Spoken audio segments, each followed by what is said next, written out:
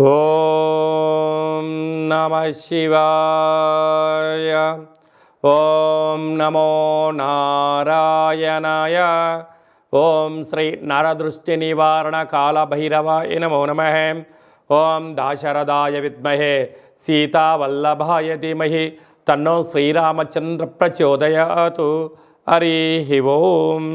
మా ఛానల్కి స్వాగతం. చూస్తున్న వీక్షకులకు ప్రేక్షకులకు ప్రియ కాళ భైరవ భగవద్బంధులకి స్వాగతం పలుకుతూ మమ్మల్ని ఎంతగానో ఆదరిస్తూ ఉండబడినటువంటి ప్రియ సోదరీ మణులు అందరికీ కూడా సనాతన ధర్మ వీక్షకులకు సంరక్షకులకు శ్రీరామనవమి పండగ శుభాకాంక్షలు.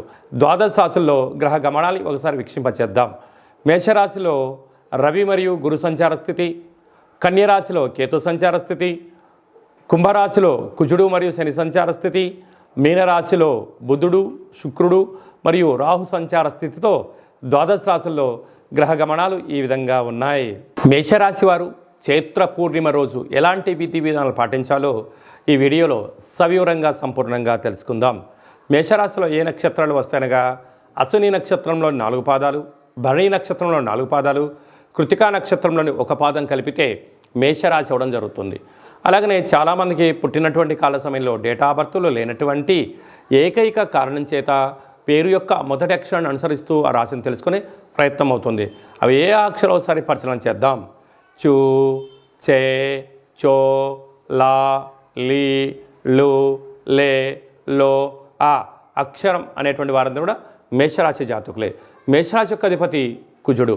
వీరికి రాశిలోనే రవి గురు సంచార స్థితి జరగడం, 6వ స్థానంలో కేతు సంచార స్థితి, లాభస్థానంలో కుజుడు మరియు శని సంచార స్థితి, వ్యయంలో బుధుడు శుక్రుడు రాహు సంచార స్థితి ఉండడం వలన వృత్తులలో ఉద్యోగాల్లో వ్యాపారాల్లో కొద్దిపాటి వేగవంతం లేకుండా మౌనంగా ధ్యానంగా ప్రశాంతంగా ఉండేటువంటి వాతావరణాన్ని ఏర్పాటు చేసుకోగలగాలి. ఎందుకనగా రాశిలోనే రవి ఉన్నాడు కనుక ప్రభుత్వ అధికారులతో ప్రైవేట్ రంగంలో బ్యాంకు సెక్టార్లతో కొద్దిపాటి ఇబ్బందులు కలుగుతూ ఉన్నాయి. కనుక మీ జన్మ నక్షత్రం రోజున అష్టమి పూర్ణిమ తిథుల యందున దూరావాయు జల ప్రయాణాలు పెట్టుకోకపోవడం, సంవత్సర ప్రారంభంలోనే ఉన్నారు కనుక తొందరపాటు నిర్ణయాలకు ఇది సరైన సమయం కాదు అని చెప్పి గమనించగలగాలి. కనుక చైత్రమాస పూర్ణిమ అవ్వడం వలన వీలైనంత వరకు శివాలయంలో దీపం వెలిగించే ప్రయత్నం చేయండి. వీలైతే దూర ప్రయాణాలకు, వాయు ప్రయాణాలకు, జల ప్రయాణాలకు దూరంగా ఉండండి. కొద్దిపాటి ప్రమాదాలు పొంచి ఉన్నాయి, తస్మాత్ జాగ్రత్త. ఇలాంటి కాల సమయంలో తెల్ల జిల్లేడు వృక్షం దగ్గర మీరు ఎర్రటి ఒత్తులతో 7 ఒత్తులతో దీపం పెట్టగలిగినట్లయితే మీ కష్టాలన్నీ తొలగిపోతాయని చెప్పి గమనించాలి.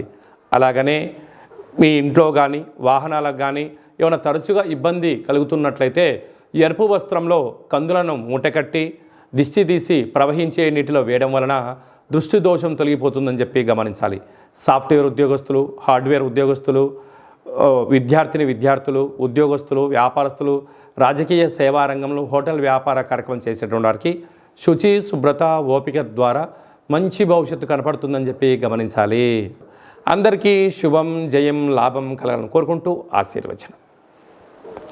శతమానం భవతి శతాయు పురుష సతేంద్రియ ఆయుష్యేవేంద్రియే ప్రతిష్టతి ధనం ధాన్యం బహుపుత్రలాభం శత సంవత్సరం దీర్ఘమాయు. సర్వే జనా సుఖినో భవంతు, లోకా సమస్తా సుఖినో భవంతు. సర్వం కాళభైరవ దేవతార్పణమస్తు.